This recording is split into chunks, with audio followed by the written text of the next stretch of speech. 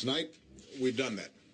Thanks to the votes of Democrats and Republicans in Congress, I will sign a law that raises taxes on the wealthiest 2% of Americans while preventing a middle-class tax hike that could have sent the economy back into recession and obviously had a severe impact on families all across America.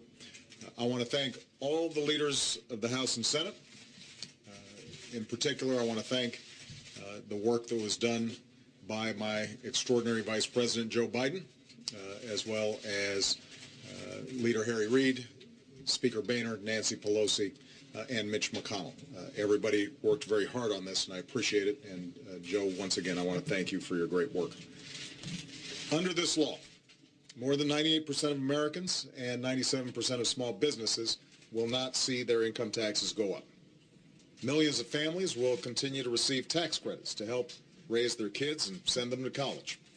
Companies will continue to receive tax credits for the research that they do, the investments they make, and the clean energy jobs that they create. And 2 million Americans who are out of work, but out there looking, pounding the pavement every day, are going to continue to receive unemployment benefits as long as they're actively looking for a job. But I think we all recognize this law is just one step in the broader effort to strengthen our economy and broaden opportunity for everybody. The fact is the deficit is still too high, and we're still investing too little in the things that we need for the economy to grow as fast as it should. And that's why Speaker Boehner and I originally tried to negotiate a larger agreement that would put this country on a path to paying down its debt while also putting Americans back to work, rebuilding our roads and bridges, and providing investments in areas like education and job training. Unfortunately, there just wasn't enough support or time for that kind of large agreement in a lame duck session of Congress. And that failure comes with a cost, as the messy nature of the process over the past several weeks has made business more uncertain and consumers less confident. But we are continuing to chip away at this problem, step by step. Last year, I signed into law $1.7 trillion in deficit reduction. Tonight's agreement further reduces the deficit by raising $620 billion in revenue from the wealthiest households in America. And there will be more deficit reduction as Congress decides what to do about the automatic spending cuts that we have now delayed for 2 months. I want to make this point. As I've demonstrated throughout the past several weeks, I am very open to compromise. I agree with Democrats and Republicans that the aging population and the rising cost of health care makes Medicare the biggest contributor to our deficit. I believe we've got to find ways to reform that program without hurting seniors who count on it to survive. And I believe that there's further unnecessary spending in government that we can eliminate.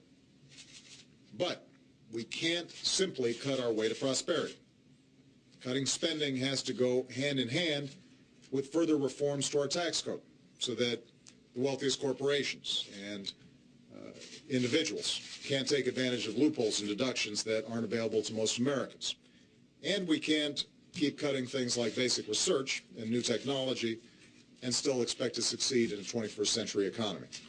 So we're going to have to continue to move forward in deficit reduction, but we have to do it in a balanced way, making sure that we are growing even as we get a handle on our spending. Now, one last point I want to make. While I will negotiate over many things, I will not have another debate with this Congress over whether or not they should pay the bills that they've already racked up through the laws that they passed. Let me repeat. We can't not pay bills that we've already incurred. If Congress refuses to give the United States government the ability to pay these bills on time, the consequences for the entire global economy would be catastrophic, far worse than the impact of a fiscal cliff. People will remember back in 2011, the last time this course of action was threatened, our entire recovery was put at risk. Consumer confidence plunged, business investment plunged, growth dropped. We can't go down that path again. Today's agreement enshrines, I think, a principle into law that will remain in place as long as I am president. The deficit needs to be reduced in a way that's balanced. Everyone pays their fair share. Everyone does their part. That's how our economy works best. That's how we grow. The sum total of all the budget agreements we've reached so far proves that there is a path forward, that it is possible, if we focus not on our politics, but on what's right for the country. And the one thing that I think hopefully in the new year we'll focus on is seeing if we can put a package like this together with a little bit less drama, a little less brinksmanship, not scare the heck out of folks quite as much. We can come together as Democrats and Republicans to cut spending and raise revenue in a way that reduces our deficit, protects our middle class, provides ladders into the middle class for everybody who's willing to work hard. We can find a way to afford the investments that we need to grow and compete. We can settle this debate, or at the very least not allow it to be so all-consuming all the time that it stops us from meeting a host of other challenges that we face.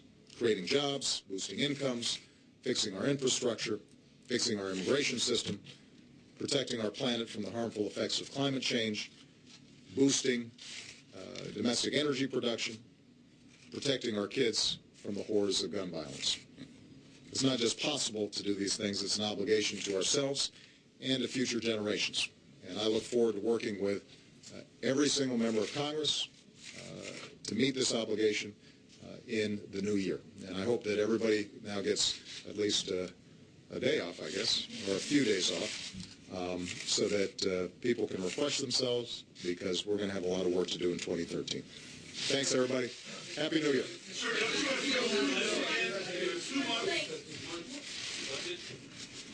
There you have it, President Obama and Jay Carney and the Vice President leaving the briefing room.